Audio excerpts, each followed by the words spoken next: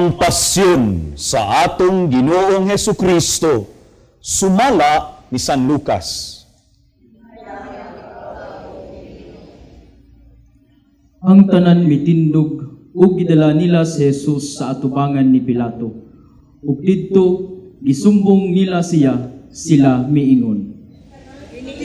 Ang Tuhan masakpan namo ang kasalaan sa atong mga tao. Ang awhag kanila sa inyong pagbayad o buhis nato sa emperador. Iyaang ko mo sila mauang Mesiyas sa kahari. Si Pilato nangutana kaniya. Ikaw ba ang hari sa mga Hudiyo? Si Jesus mitubag. Giingon mo. Unya miingon si Pilato sa mga kadagpuan sa mga pari ug sa mga tao. Wala ako'y nakaplagang katarungan nga silutan kining tawhana. Apan misamot hinuon sila sa pag-ingon. Nagpasiuga siya kagubot sa mga tao tungod sa iyang pagtulunan. Nagsugod siya sa Galilea. Unya minibot sa tibuok Judea at karon ani anahihi. Sa pagkabati ni Pilato niini, nangutana siya. Taga Galilea ba kining tawhana? Ug sa pagkasayod niya nga si Jesus gikan diay sa dapit nga gimanduan ni Herodes. Gipadala niya si Jesus ngadto kang Herodes nga didto sa Jerusalem ni adtong panahona. Nalipay pag-ayo si Herodes pagkakita niya kang Jesus, kay nakabalita naman siya mahitungod kaniya, ug dugay na siyang nagtinguha pagpakikita kaniya. Labot pa niini, nangandoy siyang butan-aw kang Jesus nga maghimog milagro. Busa, gipangutana ni Herodes si Jesus bahin sa daghang mga butang, apan wala gayud mutubag si Jesus. Miduol ang mga kadagkuan sa mga pari ug ang mga magtutudlo sa balaod ug mipasakag bugat nga mga sumbong batok kang Jesus. Unya, gibugal-bugalan siya ug gibiay-biay ni Herodes ug sa iyang mga sundalo. Gisuluban siya nilag harianong bisti ug gipadala balik ngadto kang Pilato. Niadto gayong adlaw, nagkahigala si Herodes ug si Pilato. Kaaway sila kaniadto. Unya, ipatawag ni Pilato ang mga kadagkuan sa mga pari, ang mga panuan ug ang mga tao ug giingnan sila. Inyong gidala kanako kining tawhana, ug mingon kamo nga nagpasalaag siya sa mga tawo. Giimbestigar ko siya dinhi sa inyong atubangan, apan nakaplagan ko nga dili siya sad-an sa bisan unsa sa mga daotang butang nga gisumbong ninyo batok kaniya. Si Herodes wala usab makakaplag kaniya nga sad-an, kay siya gipadala man niya pagbalik kanato. Walay nabuhat kining tawhana nga angay silutan sa kamatayon. Busa, ipalatos ko lang siya ug unya buhian.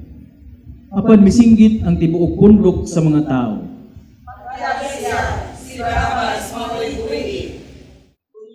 Si Barabas gibilanggo gumikan sa usa ka kagubot nga nahitabo sa syudad ug tungod kay siya nakapuno man. Buot si Pilato nga buhian si Jesus, busa misulti siya pag-usab ngadto sa mga tao. Apan misinggit sila pagtubag kaniya. Ilansan siya sa krus. Ilansan siya sa krus. Sa ikatulo kahigayon, miingon si Pilato kanila. Apan unsa bay sala nga nahimo niya? Wala ako'y nakaplagan bisag unsa nga angay silutan sa kamatayon. Ipalatos ko siya ug unya buhian.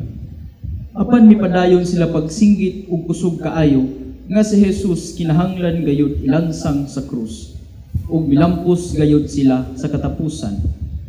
Busa, ipahantang ni Pilato kang Jesus ang silot nga ilang gipangayo ug gibuhian niya ang tawo nga ilang gipili, ang gibilanggo tungod sa pagpanggubot ug sa pagpatay tawo, ug gitugyan niya si Jesus ngadto kanila aron buhaton nila kaniya ang ilang gusto.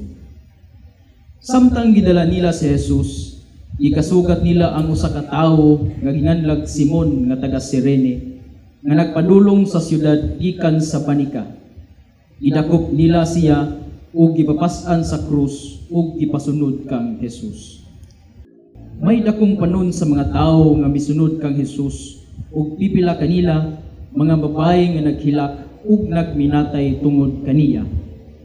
Ug milingi si Hesus kanila ug miingon, Mga babae sa Jerusalem, ayaw ako ninyong hilaki, kundili hilaki ang inyong kaugalingon ug ang inyong mga anak.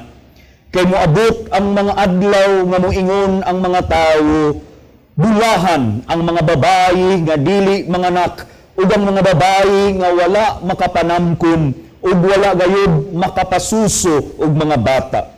Mao kadtong panahona nga ang mga tao moingon sa mga bukid, pangatungpag kamo kanamo ug ngadto sa mga bungtod tabuni kami. Kay kun kining mga butanga gibuhat pa sa lunhaw pa ang mga kahoy, unsa kahay mahitabo kun kini laya na. Nagdala usab sila og laing duha ka tawo nga pulos kriminal aron patyon uban kang Hesus. Sa pag-abot nila sa dapit nga ginganlag ang kalabera, gilansang nila si Hesus ug ang duha ka kriminal. Ang usa diha sa iyang tuo ug ang usa diha sa iyang wala. Unya miingon si Hesus, Amahan, pasaylua sila kay wala sila mahibalo sa ilang gibuhat. ug gibahin-bahin nila ang iyang sapot pinaagi sa ripa. Nagtindog dito ang mga tao ug nagtan-aw, samtang nagbugal-bugal kaniya ang mga kadagpuan sa mga Hudiyo nga nag-ingon, Giluwas niya ang lupad. Pagwasas siya sa iyang kaugalingon, kung siya ang Mesiyas, ipinili sa Diyos. Gibugal-bugalan usab siya sa mga sundalo. Miduol sila ug gitunulan siyag bino ug miingon, Kung ikaw ang hari sa mga Hudiyo, luwasa ang imong kaugalingon. Sa ibabaw sa krus, gisulat nila kining musunod, kini siya mao ang hari sa mga Hudiyo. Unya, usa sa mga kriminal nga nagbitay didto, mibugal-bugal kaniya. Dili ba ikaw Mao ang Mesiyas, luwasa ang imong kaugalingon ug kami. Apan gibadlong siya sa iyang kauban nga nag-ingon, Wala ka ba mahadlok sa Dios? Kita aning adinhi gisulutan sa maurang silot. Apan ang silot kanatong duha angay kanato. Kay gisilutan man kita sibo sa atong nabuot. Apan siya walay sila. ug miingon siya kang Hesus, Jesus, hinuntunin na ako. Bumaghari ka na. miingon si Hesus kaniya, Sultihan ko ikaw, karong adlaw adto ka sa paraiso uban kanako. Mga alas 12 ang takna, sa dihang mihunong pagdanag ang adlaw ug mitabon ang kangitngit sa tibuok kayutaan hangtod sa alas 3 ug napikas ang tabil didto sa templo.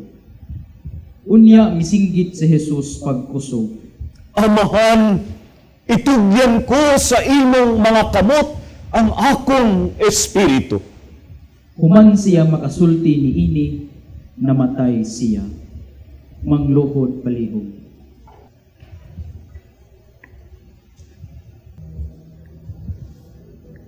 Manindog palihog. Ang opisyal sa mga sundalo nakakita sa nahitabo ug gidaig niya ang Dios sa pag-ingon. Tinuod kayo na siya maayong tao.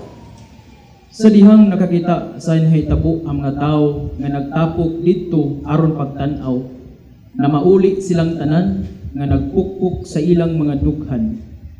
Ang tanan kaila ni Hesus, lakip ang mga babaye nga misunod kaniya sukad sa Galilea, nagpaantaw didto aron pagtan-aw niining mga butanga. Mao kini ang pasyon sa atong Ginoo. Manglingkod palihog.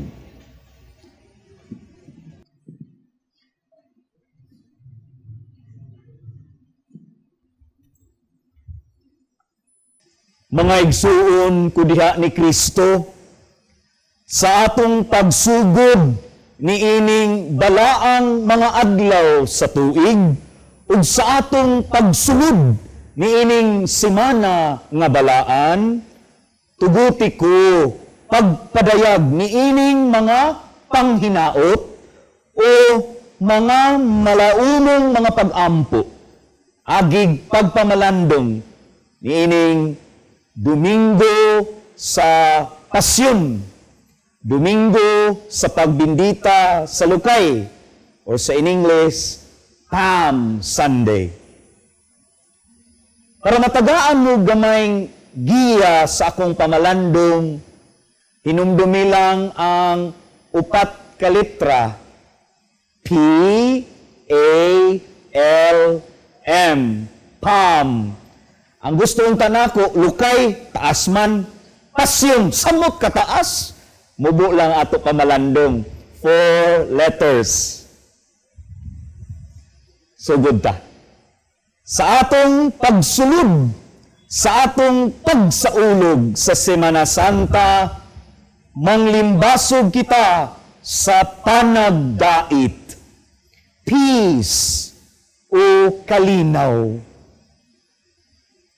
Hinaot, mauni ang atong paningkamutan nga ang Semana Santa na ay panagdait, na ay kalinaw nga matagamtam sa matag usa. Usbon ko, manglimbasog kita alang sa panagdait, kalinaw. Ug ilhon nato ang pipila ka mga lakang sa maong panagdait. Dili lang na siya naa sa naa sa huna-huna, naagyud tayo mga konkretong mabuhat aron makabuta ang panagdait. Sama pananglit sa panag-uli. Pag pinasaylo ay ba? Forgiveness. Mangayog sorry, mudawat pod og sorry. Konkreto na nga lakang aron matagamtam ang panagdait. Kamong nagbungol, sugdi na, balaang simana kini, Holy Week, balaan nga buhat, forgiveness, pag pinasayloay. Murason ta usahay, lisora anak pader, una-huna ray lisod, sugdi ragod, ang gibungulan, so try to greet. Kaming kamuti, panaghiuli, forgiveness. Ayaw una o balibari, mag-una magutag balibad, sugdi ragod. Ug kun anaa ang maong buhat sa panaghiuli, dili layo nga mabansay ta, mabansay nato ang panaghiusa, unity, communion. Tanawa ragod ang mga nagkabangi nga mga sakop sa panimalay kung karon nga Semana Santa mag-uban, naay panaghiuli, magbungan og lutog si binignit, kanindot sa panaghiusa, pulo sila nabusog. Una patong letra, panagdait, panaghiuli, panaghiusa sa Semana Santa. Sa atong pagsaulog nining balaang semana, andam unta kita sa pagdinawatay sa kahimtang o kinaiya sa usag-usa. Andam sa pagsagubang sa mga kalisdanan nga atong maagian. Andam sa pagpasan sa gitawag nato nga krus.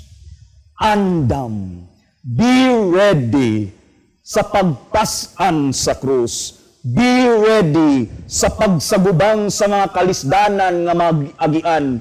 Kalisdanan sama sa tumang kainit. Bantay mo, andam-andam ta. Andam kita sa pagdinawatay sa kahimtang ug kinaiya sa usag-usa. Matag karon ug unya nga amanggi mga kinaiya nga di nato ganahan.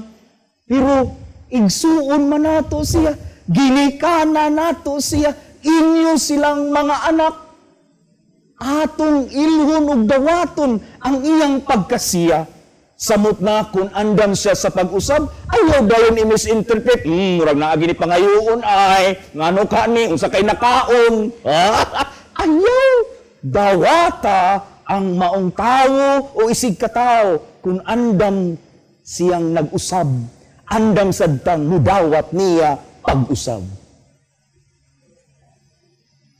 Okay, duha na lang ka letra. Hapit na human ang wali. Kay dugay bayatang nahuman sa atong ebanghelyo, mubo ra gining waliha karon. Kamong naa sa balay, ayaw lang kaayo paundayunan, ayaw lang kaayo pagdugay o duka-duka diha. Hapit na ni mahuman.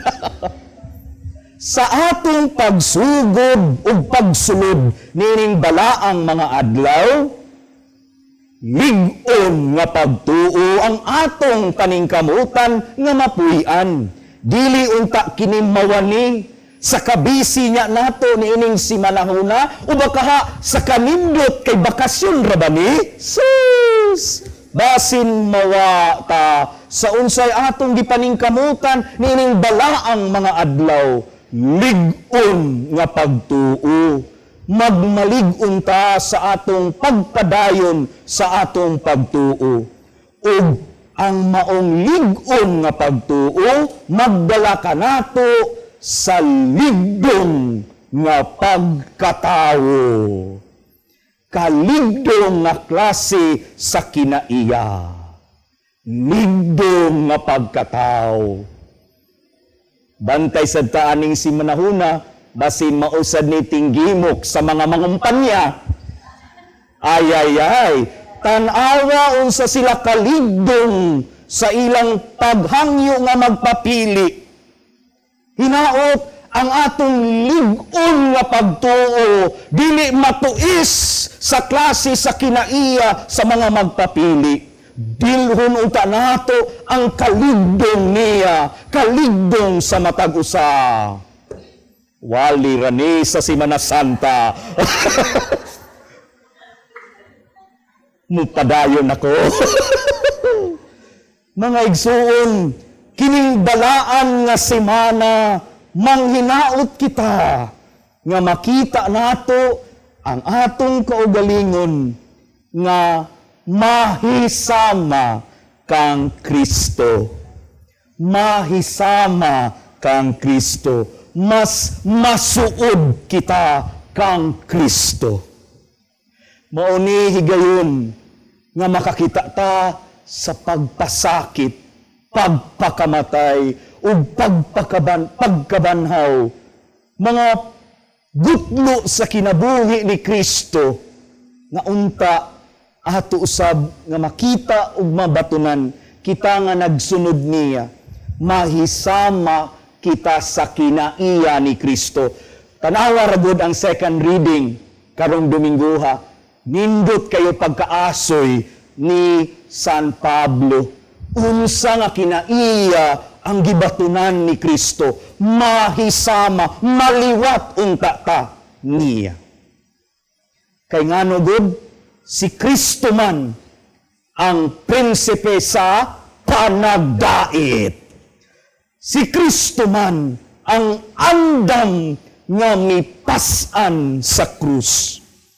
Si Kristo mao'y atong lig-on nga kasaligan ug sandigan. Hinaot, mga panghinaot, malaumong pag-ampo sa atong pagsugod sa balaan nga semana.